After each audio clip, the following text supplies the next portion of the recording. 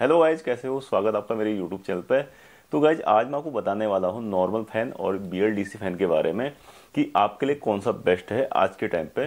तो मार्केट में बहुत सारे फैन आते हैं, तो डिजाइन के मामले बहुत सारे हैं, लेकिन टेक्नोलॉजी दो प्रकार की है, जैसे BLDC फैन और नॉर्मल फैन। तो नॉर्मल फैन जो होते हैं सीधे AC बोर्ड से चलते हैं और BLDC DC बोर्ड से चलते हैं। तो BLDC जो होता है आपका 25 से 30 वाट में चलता है और नॉर्मल फैन जो होता है 60 से 70 वाट। 70 वाट वाला फैन जो होता है वो 100 वाट तक पीता है और जो BLDC होता है वो 25 से कम ही वाट पीता है। अगर आप नॉर्मल स्पीड में चलाओगे तो वो जो है आपका 10 से 15 वाट ही पीता है, तो पावर काफ़ी कम पीता है। तो BLDC फैन जो है कम पावर पीता है तो बिल भी कम ही आएगा। तो कितना कम आएगा ये बताता हूँ। जैसे मान लीजिए आपके घर में 4 फैन लगे हैं, तो 4 फैन का मतलब है BLDC फैन 25 वाट पीता है, तो उस हिसाब से आपका जो है 100 वाट होता है 4 फैन में। और नॉर्मल फैन जो होता है 80 वाट प्लस ही पीता है, 100 वाट मान के चलो तो 400 वाट हो जाता है। तो मतलब अगर आप 4 फैन नॉर्मल चलाते हो और 4 फैन BLDC, तो फिर जो है 4 गुने का अंतर आ जाता है। 4 नहीं तो 3 तो मान के चलो।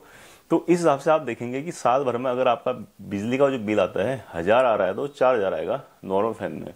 तो 4 गुने का फर्क हो जाता है। तो आप अगर आप फैन लेने जा रहे हो तो नॉर्मल वाला लेके आओगे तो 1200 से 1500 के बीच में, और वहीं अगर आप BLDC लेते हो तो वो आता है 3 से 3500 के बीच में। तो अब दिक्कत क्या आती होगी, आपने देखा होगा कि आप उस वक्त 1500 बचाने के चक्कर में जो है आप नॉर्मल फैन ले आते हो। उसके कुछ बहुत सारे नुकसान हैं। तो बहुत सारे नुकसान ये हैं कि सबसे पहले तो आपका वो फैन जो होता है नॉर्मल वाला वो इन्वर्टर से नहीं चल पाता सही से, हमिंग करता है और हर साल जो है उसमें कैपेसिटर बदलना पड़ता है और उसकी स्पीड भी जो है उतनी अच्छी नहीं होती है BLDC की अपेक्षा। जब आपके घर में वोल्टेज कम आती है तब भी जो है BLDC फैन चल जाता है प्रॉपर बराबर स्पीड में, उसमें कोई फर्क नहीं पड़ता है, स्पीड में कोई नॉइज नहीं होती है। और नॉर्मल वाला फैन जो होता है वोल्टेज कम आने पे स्पीड कम हो जाती है, फिर आपको स्टेबलाइजर लगाना पड़ता है और इन्वर्टर से भी अच्छा नहीं चलता है नॉर्मल फैन, पर BLDC बराबर चलता है, कोई फर्क नहीं पड़ता उसको, और आवाज़ भी कम आती है BLDC में। तो आज के टाइम तो BLDC ही लगाना चाहिए, पावर के हिसाब से भी और जो है टेक्नोलॉजी के हिसाब से भी। तो यह है BLDC का मेरे पास रिमोट। तो इसका फायदा ये भी होता है कि आपको जो है रिमोट से कंट्रोल कर सकते हो, नॉर्मल फैन को रिमोट से कंट्रोल नहीं कर सकते हो। पर मार्केट में भी आजकल जो है नॉर्मल फैन जो है रिमोट वाले आ गए हैं, पर उसको मत लेना कभी भी गलती से। वो आपको जो है 2500-3000 के मिलेंगे वो भी, लेकिन उसमें दिक्कत ये है कि आपको रिमोट मिल जाएगा पर पावर बहुत ज़्यादा पीते हैं वो भी। तो ऐसे फैन भी आने लगे मार्केट में, तो प्योर BLDC ही लें। तो इसमें एक खास चीज़ है कि इसमें आपकी LED लाइट जल जाती है। अगर आपको कमरे पे हल्की लाइट चाहिए तो इससे आप लाइट का भी इस्तेमाल कर सकते हो, हल्की लाइट जल जाती है नीली वाली। और इसमें जो है टाइमर भी होता है, चाहे आप जैसे मान लीजिए आपने फैन चला दिया है, अब चाहते हैं कि आप जो है फैन जो है 2 घंटे बाद ऑन हो या 4 घंटे बाद या 6 घंटे बाद, तो आप उसको टाइम सेट कर सकते हो कि आपने जो है आप ऑन करके चले गए और अपना जो है 2 घंटे बाद फैन अपने आप ऑन हो जाता है।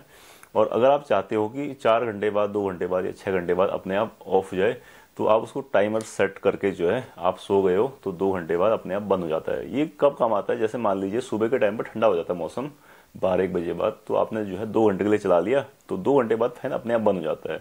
नहीं तो होता है क्या है नॉर्मल फैन में कि आपने फैन ऑन किया और उसके बाद जो फैन जो होता है आपने ऑन कर दिया तो सुबह तक ऑन ही रहेगा, आपको चादर ओढ़ के सोना पड़ता है, तो वो थोड़ा दिक्कत नहीं होती है। तो रिमोट ये फैन जो है BLDC वाला काफ़ी ज़्यादा आगे चला जाता है नॉर्मल फैन की अपेक्षा।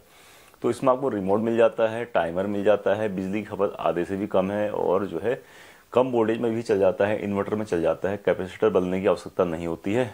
तो इसमें सर्विस की भी आवश्यकता नहीं होती है। और नॉर्मल फैन में जो है सर्विस करनी पड़ती है, हर साल बेरिंग खराब हो जाते हैं, हर साल नहीं तो 2-3 साल में तो बेरिंग खराब हो ही जाते हैं और मोटर जो है फिर जो है पहले से नहीं बन पाती है, तो काफ़ी दिक्कत है नॉर्मल फैन में।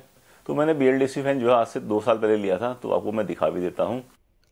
तो ये हो गया ऑन। तो गाइस इसको जो है हम जितनी स्पीड पर रखेंगे उतना ही होता है। देखो मैं 2 कर दिया तो ये इससे कम हो जाएगा 1 नंबर पे, और इससे बढ़ाने पे नंबर बढ़ता जाएगा।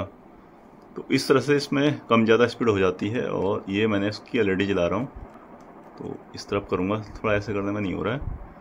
तो ये इसकी LED ऑन और इसकी LED ऑफ। बाकी पावर ऑन ऑफ करने के लिए ये है, तो ये ऑफ हो गया और ऑन करने पे ये ऑन हो गया। तो जितने में रखोगे उतने में ही चलेगा, तो रेगुलेटर की आवश्यकता नहीं इसके लिए। तो इस तरह का ये प्रोडक्ट है। टाइमर के लिए ऐसा होता है भी चल रहा है तो उसको आप जो है इस तरह टाइमर लगा सकते हो। तो ये है 1-2 घंटा, 3 घंटा और 6 घंटा। और अगर ये ऑफ होता तो फिर आप टाइमर सेट करोगे तो ये ऑन हो जाएगा उतनी देर बाद, ऐसा है।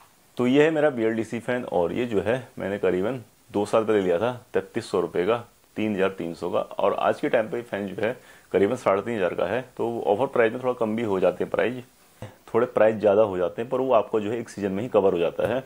मान लीजिए आपने जो है नॉर्मल फैन जो है 1200-1500 का लिया है और BLDC आपने 3000 का ले लिया है, तो आपको जो है वो पैसा जो है आपको बचा देगा 1 साल में ही। तो बिजली की खपत बहुत ज़्यादा होती है नॉर्मल फैन में। तो गाइज अगर आप फैन ले रहे हो तो BLDC ही लें। अगर आप नॉर्मल फैन ले लोगे तो आपको बहुत नुकसान होगा, आपका इन्वर्टर बैकअप नहीं देगा, और BLDC आपका बैकअप बहुत अच्छा दे देता है, 4 गुना बैकअप बढ़ जाता है। तो ये फर्क पड़ जाता है BLDC और नॉर्मल फैन में, तो काफ़ी अंतर है दोनों में। तो गाइज ये थी आज की वीडियो। उम्मीद है कि वीडियो आपको पसंद आएगी। पसंद है तो लाइक करो, शेयर करो, साथ ही जो चैनल पर नया है सब्सक्राइब करो। मिलते हैं नेक्स्ट वीडियो में। Bye bye.